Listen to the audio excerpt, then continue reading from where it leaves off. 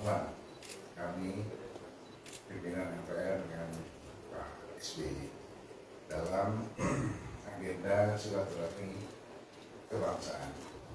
Dan kunjungan ini nanti akan dilanjutkan dengan kunjungan ke Ibu Megawati, Pak Jokowi, dan terakhir nanti dengan Pak Prabowo sebagai presiden. Tapi mudah-mudahan nanti setelah dari Pak SBY tanggal 6 dengan Amin Rais, tanggal 5 dari Jawa Barat nanti dengan Pak Presiden Jokowi, lalu dengan Bu Mega, dan kemudian terakhir nanti dengan Pak Prabowo. Nah, hal penting yang kami bicarakan adalah yang pertama, bahwa Pak SBY berpandangan amandemen itu atas nama dasar bukanlah hal yang tabu.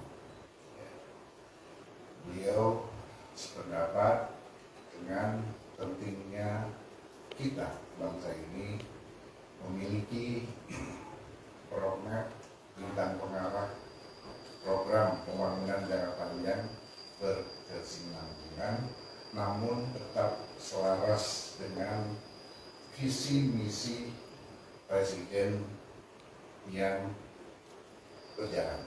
Artinya visi misi Presiden itu sejalan dengan visi bangsa yang nanti ada dalam KPHN yang menjantahkan sebagai cerminan daripada pembukaan Undang-Undang Dasar yang mencerminkan tentang jaminan negara terhadap kesejahteraan rakyatnya terkait dengan kesehatan, pendidikan, dan pemberantasan kemiskinan. Nah, lebih dari itu juga tadi Pak Syarif Hasan menyampaikan tentang rencana MPR untuk melakukan revisi tata tertib, di mana ini menyangkut tentang tata cara pengambilan sumpah dan pelantikan presiden yang kita akan upayakan sesuai dengan apa yang tertera dalam Undang-Undang Dasar kita, karena selama ini kita belum melaksanakannya secara keseluruhan. Kemudian juga kami disinggung tentang sistem presidensial yang harus terus kita jaga, jangan sampai terjebak pada sistem atau oligarki, apalagi oligarki itu nanti berkolaborasi dengan plutokrasi. Ya. Kemudian termasuk juga Pak Syarif Hasan menyampaikan tentang pentingnya setiap pergantian kepemimpinan bangsa atau pergantian presiden dan presiden dilakukan semacam lepas sambut seperti yang dicontohkan oleh Pak SBY ketika melakukan lepas sambut pada Pak Presiden Jokowi di Istana 10 tahun yang lalu. Kemudian kita sudah berkeliling dengan beberapa penekanan dan masukan-masukan terakhir dari Pak SBY tadi. Pak Budiono menekankan lebih pada sisi ekonomi yang kita sudah usul. Ya. Kemudian Pak JK lebih pada penekanan penegakan dan kepastian hukum dan tumpang tindih hukum yang selama ini masih ada. Dan Pak SBY menyampaikan pandangan-pandangan politik beliau dengan latar belakang militer dan pandangan-pandangan keamanan dan keamanan, termasuk dalam masalah-masalah konstitusi. Jadi nanti semua masukan-masukan ini akan kita susun sebagai bentuk rekomendasi kepada pimpinan MPR yang akan datang maupun beberapa pemerintahan yang akan datang. Jadi itu kira-kira yang tadi kita diskusikan bersama Pak SBY. Barangkali nanti Pak Syarif Hasan menyampaikan tambahan ke Pak Sarah. Silakan kalau yang mau bertanya. Semoga.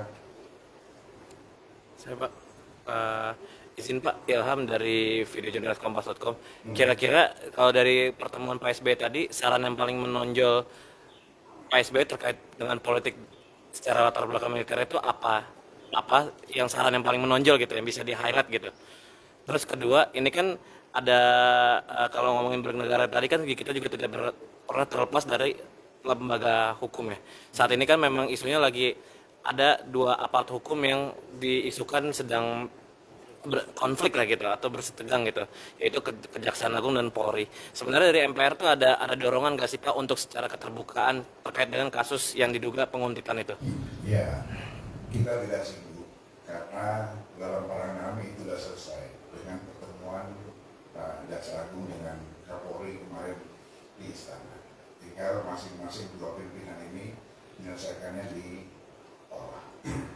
Dari pandangan Pak SBY tadi terkait dengan pandangan beliau pengalaman sebagai presiden 10 tahun, tentunya lebih menekankan pada pemerintahan yang tenang, pemerintahan yang adem, ya, bukan yang tanpa ada kegaduhan yang berarti. Beliau juga tadi menyoroti tentang pilkada, ya, di mana di mana beliau mengharapkan ya, pemilihan langsung itu ya, yang beliau rasakan sendiri kemarin melalui perjalanan di beberapa kabupaten, 8 kabupaten, ada good news, ada bad news.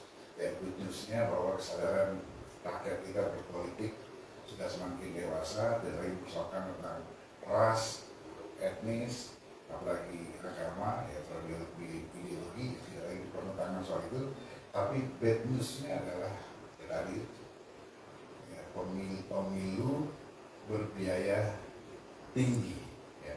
Ini yang beliau mendorong supaya kita melakukan kajian yang mendalam tentang sistem pemilihan umum langsung ini. Apakah lebih banyak manfaatnya atau lebih banyak mudaratnya? Itu kita diminta untuk mengkaji kembali, termasuk juga pemilihan umum di legislatifnya. Izin saya Fauzi dari kantor Berita Antara. Terkait tadi penegasan soal tertib untuk pelantikan presiden itu, apakah itu mulai berlaku pada saat pelantikan presiden selanjutnya ini, atau mungkin nanti dibahas dulu? Kira-kira Ya, kapan? pasti dibahas dulu. Iya. Intinya bahwa apa yang kita bicarakan itu tidak akan mengganggu apa yang sudah menjadi keputusan dan ketetapan KPU. Tidak ada lagi yang bisa membatalkan hasil pilpres yang sudah ditetapkan oleh KPU kemarin penetapannya.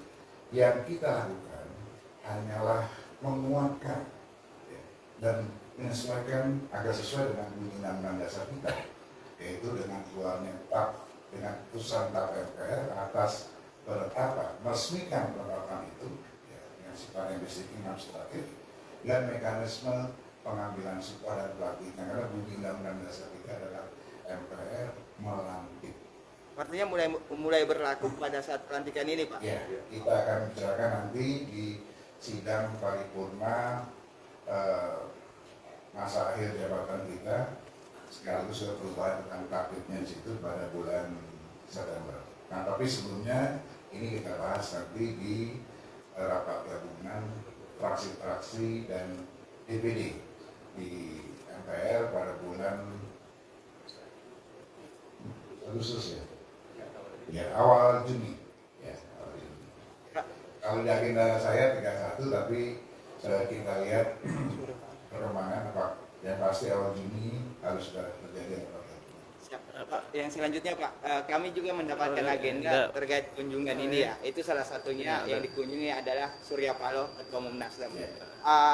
Urgensinya mengunjungi beliau apa sih sebenarnya menjadi alasan mengunjungi beliau? Ya, sebetulnya bukan Surya Palohnya saja, tapi pimpinan partai politik, pimpinan organisasi keagamaan, pimpinan tokoh-tokoh mana, tapi itu di round keduanya. Kita sekarang berkeliling kepada mantan-mantan presiden dan wakil presiden plus mantan ketua MPR Pak Amin Rais. Lalu nanti kita akan kunjungi ini pada pimpinan partai politik termasuk ketua umum saya. Tapi kan dalam agenda terdekatnya kan baru Surya Paloh nih Pak yang nongol Pak di antara. Belum. Berarti di tanggal 28 Juni Jadi ini kan. ketika nama Pak Surya muncul itu berbarengan dengan nama-nama ketua partai politik, ya, di mana ketua umum saya juga nanti kita kunjungi dari Slipi.